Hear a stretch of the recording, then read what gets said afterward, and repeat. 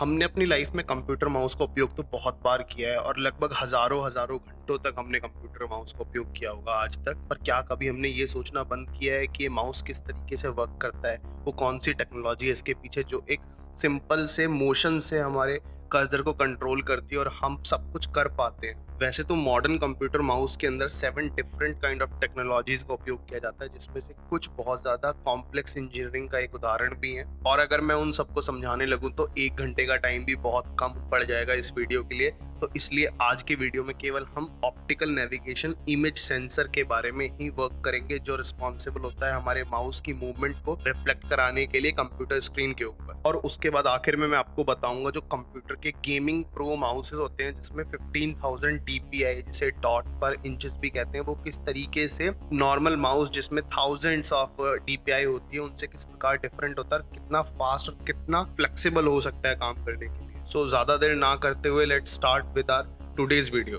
अमूमन हम जो माउस उपयोग करते हैं डेली लाइफ में, उसमें सबसे नीचे की तरफ एक इमेज एक्विजिशन सिस्टम होता है जिसे IAS भी कहते हैं, जो एक इंफ्रारेड LED जिसमें होती है और उसमें एक पेयर ऑफ लेंसेज होते हैं और कुछ पिक्सल एरे होते हैं जिनके कॉम्बिनेशन से पूरा फेनोमेनन घटित होता है। तो आइए डिस्कस करते हैं किस तरीके से वर्क करता है। लाइट LED से इमिट होने के बाद सरफेस पे टकराती है और सरफेस पे टकराने के बाद वो बाउंस बैक करती है सरफेस से और वो सेकंड लेंस से पास करती हुई एक टाइनी एपर्चर से होते हुए फाइनली एक सोफिस्टिकेटेड इमेज पिक्सल एरे और जिसे इमेज सेंसर भी कहते हैं उसको हिट करती है, जो 16x16 और ये इमेज सेंसर 1600 पिक्सल से बना होता है मिलकर के, जिसकी लेआउट 40x40 की होती है। और इसमें सबसे इंपॉर्टेंट बात ये है कि जब जो आपका माउस होता है वो आपके पैड को या फिर आपके सरफेस के कलर और डिजाइन को कैप्चर नहीं करता है। माउस से निकली हुई LED से लाइट जो है बहुत ही शैलो एंगल पे हमारे पैड और सरफेस पे पड़ती है, जिससे केवल हमारे पैड और सरफेस के केवल टेक्सचर या रिजेस और वैलीज को ही आइडेंटिफाई किया जाता है। इट्स एग्जैक्टली लाइक कि जैसे कभी सनसेट पे हम देखते हैं तो सनसेट के टाइम पे जो सनलाइट होती है वो केवल टॉप पे पड़ती है, उनके नीचे वाले हिस्से में नहीं पड़ती। एग्जैक्टली इसी तरीके से इस एंगल पे ही लाइट इंसिडेंट करती है माउस से निकली हुई सरफेस के ऊपर। और इसी रीजन से जब माउस से निकली हुई लाइट इंसिडेंट करती है बहुत शैलो एंगल पे माउस के पैड के सरफेस के ऊपर, तो रिजेस जो होती हैं वो एलिमिनेट हो जाती हैं और जो वैलीज होती हैं वो डार्कनेस में रह जाती हैं। हम जब कभी भी अपनी आंखों से अपने माउस पैड के सरफेस को देखते हैं तो हमें तो बिल्कुल एक स्मूथ टेक्सचर ही नजर आता है, बट माउस का जो इंसिडेंट एंगल होता है, जो उसके अंदर LED से जो लाइट निकलती है, उसका एंगल बहुत ज्यादा शैलो होता है और जो उसका लेंस होता है वो बहुत ही छोटे से पोर्शन को फोकस करता है और बहुत अच्छे से फोकस करता है, जिस वजह से वो इस तरीके के सरफेस को भी बहुत अच्छे से उसकी टोपोग्राफिकल और टेक्सचर कॉम्प्लेक्स लैंडस्केप को भी इजीली आइडेंटिफाई कर सकता है। आप लोगों ने ये भी देखा होगा कि जब कभी भी हम किसी स्मूथ सरफेस पे वर्क करने की कोशिश करते हैं माउस के हेल्प से, जैसे कि किसी ग्लास पे वर्क करते हैं, तो हमारा माउस उतना ज्यादा बेटर वर्क नहीं करता है जितना ज्यादा वो रिजेस या टेक्सचर वाले नॉन स्मूथ सरफेस पे वर्क कर लेता है। और किसी भी माउस का 1600 पिक्सल्स का जो इमेज सेंसर होता है जो बहुत ही ज्यादा पावरफुल होता है, जिस वजह से वो किसी भी पॉइंट पे बहुत अच्छे से फोकस करने के लिए बहुत ज्यादा कैपेबल है। और that is why they are able to, अगर किसी सिक्के को हम लेते हैं तो उसके 200वें हिस्से के किसी छोटे से पोर्शन पे भी वो बहुत इजीली फोकस कर सकता है और उसके सरफेस और उसके टेक्सचर को बहुत इजीली आइडेंटिफाई कर सकता है कि कहाँ पे रिजेस है और कहाँ पे वैलीज है। केवल यही चीज नहीं है जो किसी माउस को खास बनाती है। द की इज कि जो इसका इमेज सेंसर होता है वो 1 सेकंड में 17,000 इमेज कैप्चर करने के लिए कैपेबल है। इट मीन्स कि अगर 1 सेकंड के 10वें हिस्से में अगर आपने थोड़ा सा भी माउस घुमाया है तो आपका जो माउस है वो 1700 इमेजेस को कैप्चर कर सकता है। लेकिन इसकी खास बात एक और ये भी है कि आपका माउस एक भी इमेज जो इसके द्वारा कैप्चर की गई होती है उनको सेव नहीं करता है, लेकिन उसके बावजूद भी आपका माउस कैपेबल है कि वो अभी की ली हुई पिक्चर को 59 माइक्रोसेकंड ली हुई पिक्चर से पहले कंपेयर करता है ताकि वो मोशन को डिटेक्ट कर सके। उसके बाद आपकी जो माइक्रोचिप होती है माउस की, वो डिफरेंस पता करती है दोनों ली गई इमेजेस के अंदर में, जो रिस्पेक्टिवली एक्स डायरेक्शन और वाई डायरेक्शन के होती है, कि उसमें क्या चेंज हुआ है। आसान भाषा में कि आपने कितना और किस डायरेक्शन में अपना माउस कितनी देर तक घुमाया है उन 59 माइक्रोसेकंड्स के अंदर। चलिए इसको और थोड़ा सा गहराई में समझते हैं। अगर हमारे पास 2 टॉपोग्राफिकल टेक्सचर की इमेजेस हैं जो 59 माइक्रोसेकंड्स के डिफरेंस पे कैप्चर की गई हैं, तो माइक्रोचिप किस तरीके से एक्स और वाई में चेंज को डिटरमाइन करती है। इस चीज को कैलकुलेट करने के लिए दोनों इमेजेस को माइक्रोचिप के एक डिजिटल सिग्नल प्रोसेसर, जिसको इन शॉर्ट डीएसपी भी कहा जाता है, उसमें भेजा जाता है, जहां पे क्रॉस कोरिलेशन एल्गोरिथम एग्जीक्यूट की जाती है दोनों फोटोज के ऊपर। जैसा कि मैंने आपको पहले भी बताया था कि हर एक इमेज 40 बाई 40 पिक्सल्स के लेआउट पे ही कैप्चर की जाती है, और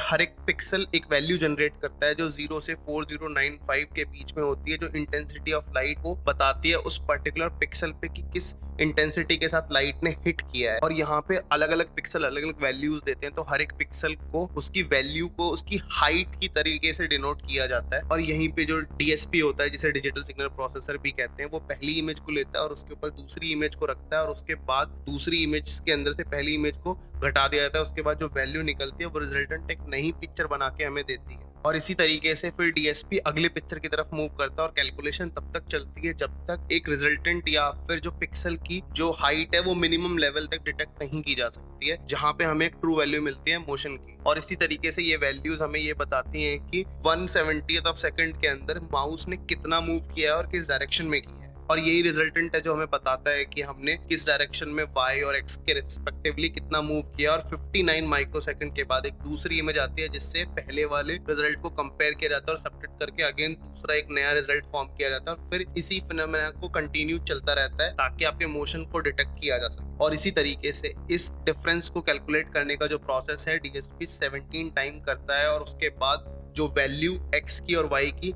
निकल के आती है उसको एक चिप में भेज दिया जाता है, जो रिस्पॉन्सिबल होती है इंफॉर्मेशन को कंप्यूटर के अंदर फीडबैक पे भेजने के लिए, जहां पे हमारा माउस का रिजल्टेंट मूवमेंट नजर आ सकता है। और ये भेजने का तरीका, अगर आपका वायरलेस माउस है तो वायर के जरिए हो सकता है, और अगर आपका ब्लूटूथ वाला माउस है तो ब्लूटूथ के जरिए हो सकता है, और आप या फिर अगर आप किसी और वाईफाई को यूज कर रहे हैं तो उसके लिए ट्रांस रिसीवर लगा होता है, उसके जरिए भी भेजा जा सकता है। चलिए अब कंपेयर करते हैं गेमिंग माउस को नॉन गेमिंग माउस से कि किस तरीके से इन दोनों में डिफरेंसेस होते हैं। सबसे बड़ा डिफरेंस तो गेमिंग माउस और एक नॉन गेमिंग माउस के अंदर यही है कि जो गेमिंग माउस होता है वो दिखने में बहुत ज्यादा शार्प और ग्रेट लुकिंग होता है। इससे भी ज्यादा बड़ा जो डिफरेंस है वो है गेमिंग माउस का डीपीआई, जहाँ पे गेमिंग माउस का डीपीआई 10,000 से लेके 25,000 डीपीआई के बीच में हो सकता है, वहीं पे नॉन गेमिंग माउस का डीपीआई मात्र 4,000 डीपीआई तक ही हो सकता है। एंड यहाँ पे आई एम श्योर कि आपके दिमाग में एक क्वेश्चन आ रहा होगा कि डॉट्स पर इंच और डीपीआई ये होता क्या है एग्जैक्टली। तो जब कभी भी आप अपना माउस 1 इंच भी हिलाते हैं किसी भी डायरेक्शन के अंदर, तो उसका जो रिजल्टेंट आपके स्क्रीन पर आपका कर्सर हिलता है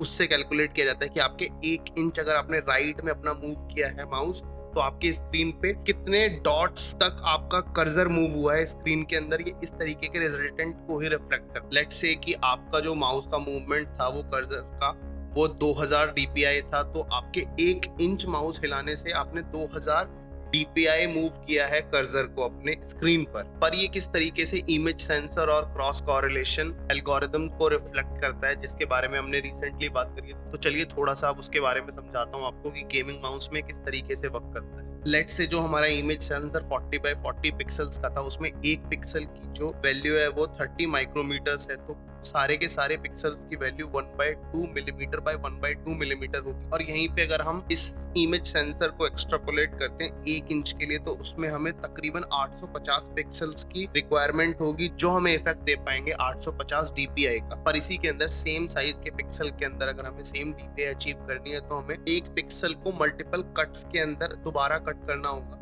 let's take a single pixel और उसको हम 4 सब डिवाइड पार्ट्स में डिवाइड करते हैं एक्स डायरेक्शन में, और 4 सब डिवीजन करते हैं उसके वाई डायरेक्शन में। तो अब हमारे पास एक ही पिक्सल के अंदर 25 सब पिक्सल्स हैं। अब हमारा जो 850 डीपीआई का जो सेंसर था वो 4250 डीपीआई का हो चुका है। बट यहीं पे हम सेम पिक्सल को 4 सब पार्ट्स में डिवाइड ना करके 29 सब पार्ट्स में डिवाइड करते हैं along with the X direction and the Y direction. So हमारा जो टोटल एक पिक्सल की जो डीपीआई होगी हमारी, वो 25,500 की डीपीआई होगी। यहाँ पे जो एक बार नोट करने की वो ये है कि जो डीपीआई है वो लीनियर यूनिट है, और वहीं पे pixel per square inch is a square unit. So now we have a general idea कि how specifically does it happen. और ये जो टेक्निक है जिसमें पिक्सल को सब पिक्सल्स में डिवाइड किया जाता है, इस टेक्निक को इंटरपोलेशन भी कहते हैं। और यही जो सब पिक्सल बनते हैं ये बड़े पिक्सल के ऊपर जब कभी लाइट इंसिडेंट करती है तो उसी प्रकार से एक नई वैल्यू जनरेट होती है, 0 से 4095 के बीच में होती है। उसको डिवाइड कर दिया जाता है अब से पिक्सल्स के वैल्यूज के अकॉर्डिंग, जिसको चार्ट में जिस तरीके से दिखाया गया है इस तरीके से रखा जाता है। और फिर उसके बाद वही फिनोमेना यूज किया जाता है क्रॉस कोरिलेशन एल्गोरिथम का, जिससे पिक्सल्स के ऊपर जो इंसिडेंट लाइट होती है वो कैलकुलेट होती है। बट अभी इस टाइम पे जो पिक्सल्स पे इंसिडेंटेड लाइट होती है वो केवल पिक्सल्स पे ही नहीं होती, उनके सब पिक्सल्स पे भी की जाती है, जिससे जो हमारा गेमिंग माउस है वो बहुत ज्यादा फास्ट हो जाता है। और गेमिंग माउस इस टाइम पर टिपिकली कंप्यूटर को जो मूवमेंट्स रिकॉर्ड करके सेंड करता है वो 1 सेकंड में 1000 बार करता है, या फिर कह सकते हैं कि हर 1 मिली सेकंड पे एक मूवमेंट वो रिपोर्ट करता है। वहीं पे जो नॉन गेमिंग माउस है वो 120 बार ही केवल 1 सेकंड में डेटा भेजता है। फर्दरमोर जो 1 सेकंड में जितनी भी पिक्चर्स ली जाती हैं उसको फ्रेम रेट कहा जाता है, जो यूजुअली गेमिंग माउस में बहुत हायर होता है, जैसे 17,000 भी कहा जाता है। पर ये केवल तभी होता है जब अपने माउस को आप बहुत ज्यादा क्विकली मूव कर रहे होते हैं, और ये प्रोसेस बहुत स्लो भी हो जाता है जब अगर आपका माउस स्टेशनरी पोजीशन में होता है। और यही रीजन है जब कभी भी आप अपने माउस की DPI सेटिंग्स को चेंज करते हैं तो टेक्निकली आप उसके पिक्सल्स को सब डिवाइड कर रहे होते हैं डिफरेंट पार्ट्स में as per the new settings. वैसे तो हमारे अराउंड बहुत सारी वेराइटीज के माउसेस आपको मिल जाएंगे, बट इस वीडियो में हमने स्पेसिफिकली उसी माउस को कवर किया है जिसका फ्रेम रेट 13000 है और जिसके DPI 25,500,